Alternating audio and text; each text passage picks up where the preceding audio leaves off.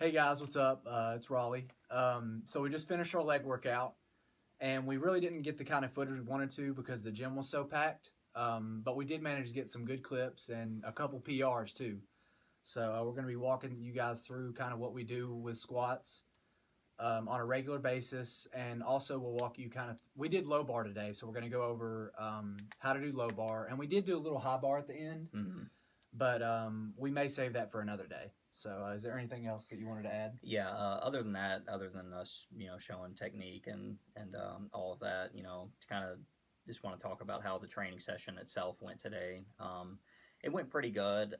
I'd say both of us kind of near the end of the squat session were pretty drained, and it was kind of hard to get through the rest of the Pretty workout. dude. Okay. I was out. You were good. I was But doing okay, but I was basically about to go into cardiac arrest after that third set of 10. yeah, but we both did some things that we had never done before today on squad, and Yeah. I think we're both pretty happy Well, with I guess some of our technically that's lifts. not true. Well, okay, but Yeah. technically it is Yeah. since you did it. Post injury, Yeah, for me, that was definitely a huge PR. For you, that was definitely a depth PR, I would yeah, say. for sure. So, either way, it looked great. So, hope you enjoy the video, guys. Here it goes. So, of course, before we get started with our workout, we're going to begin with some active stretching and warm up so that we can handle the heavy loads later on. Here I'm using a 70-pound kettlebell on my knee in order to force my knee out over my toes. This helps to loosen up the Achilles tendon and calf muscle tissue, which will improve mobility and, in combination with the next two active stretches, squat depth.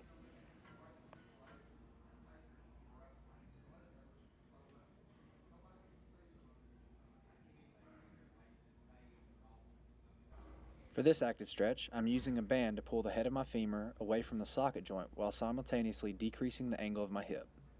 I'm also internally and externally rotating my femur before sinking deeper into the stretch. This will improve hip mobility, which is essential for a low bar squat. This is a modified variation of what's known as a Cossack squat.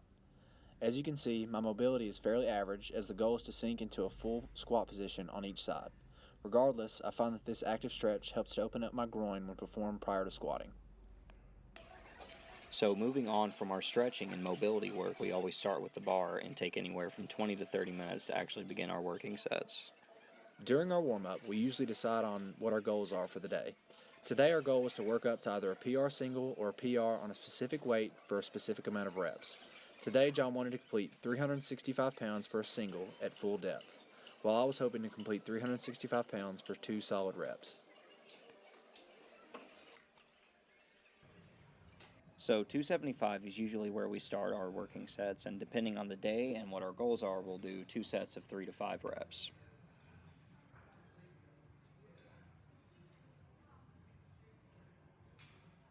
Since the goal for today was to make an attempt at a PR, we decided to complete 2 sets of 3 with 275.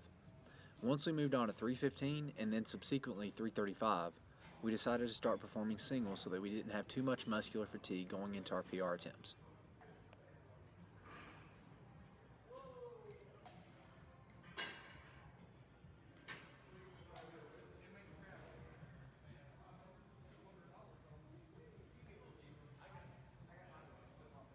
There you go.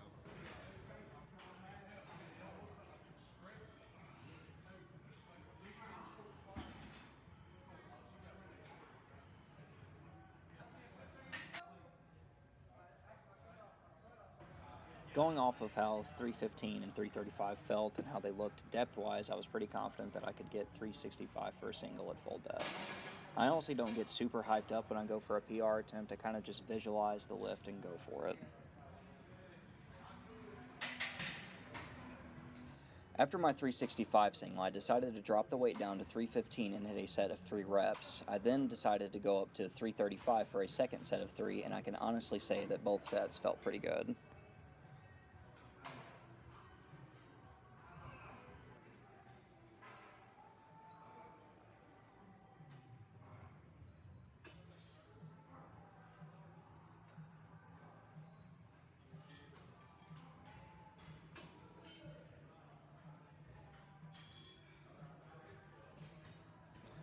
I, on the other hand, have to take a second to think about what I'm doing and how I want to do it.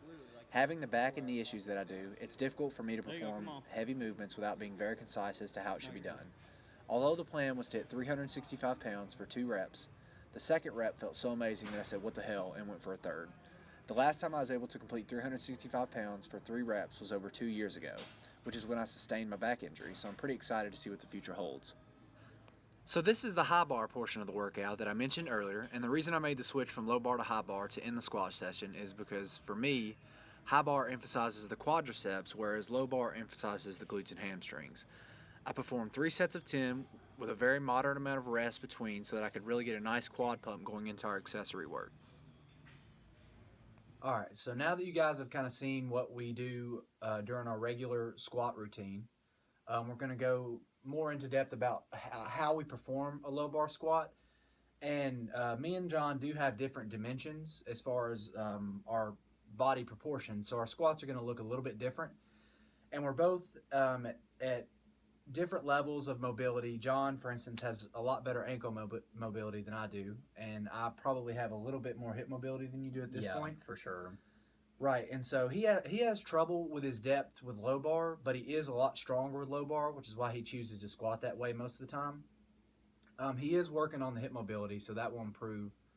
I'm thinking pretty drastically if you put in the work. Mm-hmm. So, what are your thoughts about today's session? Overall today, I'm really happy with my numbers and my depth. A lot of the time I come in and I'm really hyped to squat, and my hip mobility just isn't there, or I just have impingements in my hip and it's just really painful, so I have to kind of take it easy. But overall today, I didn't have any hip pain while squatting. I did experience a little bit of knee pain though, however, which is kind of unlike me to experience knee pain while squatting. But you kind of just give and take what you get. Right, and so you mentioned I think it was after the workout that you usually squat in joggers with them pulled up, Mm-hmm. and so that kind of in a way acts like knee sleeves, and it keeps your knees warm. So that might have contributed to some of your knee pain today. A little bit. Did you feel like the stretches that we performed prior to our session helped out a lot with your hips? At least? Definitely. I think, and we've had many conversations about this in the past. Banded exercises to help with your hip mobility is definitely the way to go if you're looking on improving any kind of hip pain that you're having. And just the little mobility work I did before the squat session. I mean, immediately before the squat session, like 5-10 minutes before we even started squatting, it really did help a lot. All right, well that's definitely good to hear. So now we're going to go ahead and move on to an instructional video. We're going to show you guys how to perform a proper low bar squat. So as the term low bar implies, the bar position is going to be resting lower on the shoulders in relation to your traditional high bar squat. The bar position will be on the crease of your rear deltoids and your traps. As you can see in this diagram, the hip angle is very acute, while the angle of the ankle and tibia is more open. This is why more hip mobility rather than ankle mobility is needed to perform this variation of a back squat. Now let's see how that looks in action. Once I've cleared the rack, I'll find my stance width and appropriate amount of toe out, which will vary from person to person. Mine just happens to be slightly more than shoulder width with about 15 degrees of toe out. No matter what variation of squat you're performing, it's essential to do 2 things. Engage your core and hinge at the hips first. We'll definitely provide instruction in a later video showing how to properly hinge, but for now, just remember, hips first. Once the hips have been engaged, drive the knees forward and out over the toes, ensuring that they do not cave in. Next, allow your hips to sink between your knees, allowing the crease of your hip to drop below parallel. This is the position shown in our diagram. Once here, drive using the glutes and hamstrings, finishing hard with the glutes. All right, guys. Well, that about sums up how to do a low bar squat. Obviously, there's a few things in that video that we didn't go into in complete depth that we will go into complete depth with in preceding videos. Are there any comments that you'd like to add? Not really. I mean, we had a lot of fun making this our very first gym instructional video, and I hope that it helps some of you guys out. If you count 3 hours of hard labor, as that's one thing on an iPhone, by the way. That's one thing on an iPhone. One thing I can say about this is that I did not know how much time went into editing. And making a video. It's a lot harder than it looks. If any of you guys will watch this, if you have any tips, let us know. And also, if you have any questions, let us know. But most importantly, hit that subscribe button. Thanks, guys.